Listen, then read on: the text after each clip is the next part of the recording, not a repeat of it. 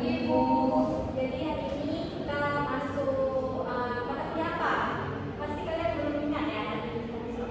Ingat Bu, apa tuh? Belajar pipa. Pipa itu apa? Bahasa Indonesia bagi penutur asing. Oh ya udah, berarti minggu lalu kita belajar apa? Masih ingat?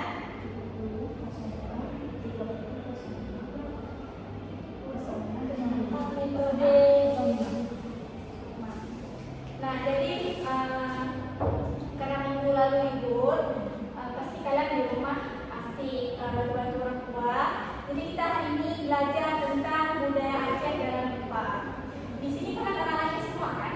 Ya Bu. Jadi ada Aceh yang kalian tahu itu apa? Salah satunya tarian itu. Boleh tarian, boleh gayaan, pesiju.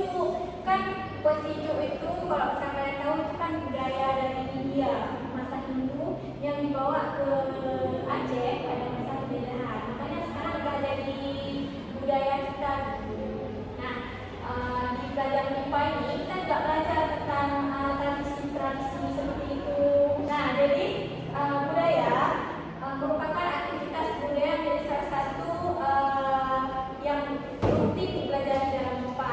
Budaya itu dianggap untuk membangun pemahaman serta wawasan yang lebih bermakna bagi kita dalam mempelajari MIPA. Nah, budaya Aceh ini seperti yang tadi siapa yang katakan tadi? Namanya Enya. Jadi budaya Aceh itu ada bisa dari tuturan kan, kalau misalnya kita di Aceh kan ada berbagai macam suku. Kalau misalnya suku Aceh itu ngomongnya bisa berbeda dengan suku-suku yang ada di Gayo, bisa di Aceh Selatan sana dan Aceh Singkil juga di Aceh Singkil kan kita beda-beda.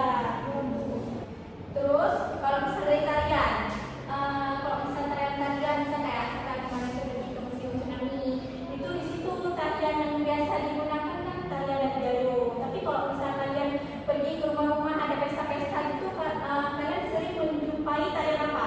Yang dipakai pasti ada masing-masing. Iya, tapi kalau misalnya kita lihat lebih seringnya pakai tarian lalu nampuan untuk menyambut orang baru, misalnya orang yang mau berkunjung ke rumah kita. Terus ada perayaan juga, kayak yang aku bilang tadi, ada pesiju. Terus dalam pertahunan kalau misalnya di Aceh itu kan ada Aceh besar. Terus nanti kalau misalnya pertahunan tuh ada Meidang dan segala macam. Terus ada pembangunan juga, misalnya kayak rumah adat di Aceh mungkin ada yang berbeda-beda sama yang di luar sana gitu. Nah, jadi pembelajaran MIPA bagi penutur asing ini kan otomatis kan kalau misalnya kita ada bawa orang asing pasti ada bahasa Inggris